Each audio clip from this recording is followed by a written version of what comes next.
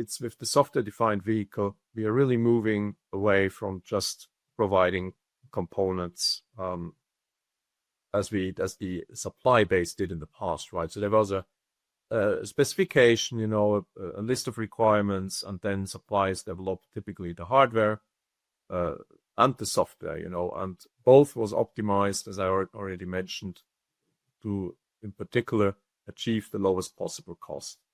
Now, that really locks you in a certain functionality, because these components, they have a certain microcontroller, they have a certain memory, they have a certain performance, they have a number of IOs.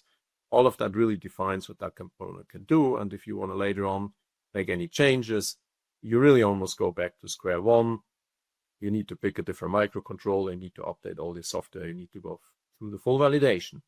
So this is very different than what consumers expect today, right? Coming from the consumer electronics, the smartphones, where you have constant new updates, the same hardware, the same phone can do different things, with new apps or new features.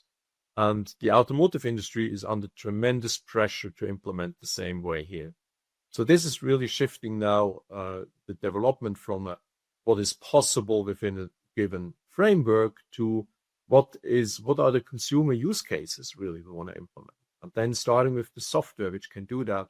And the last is really the hardware, which follows and needs to support that. And if we now talk about manufacturing, that really means the hardware is getting more standardized. It's broader in a way that you have additional performance capabilities, which might not be used today, with the features which are implemented, but it allows you really to update the software later on. So you need to optimize the platform, but you need to have that kind of additional, I call it future-proof capability of the hardware.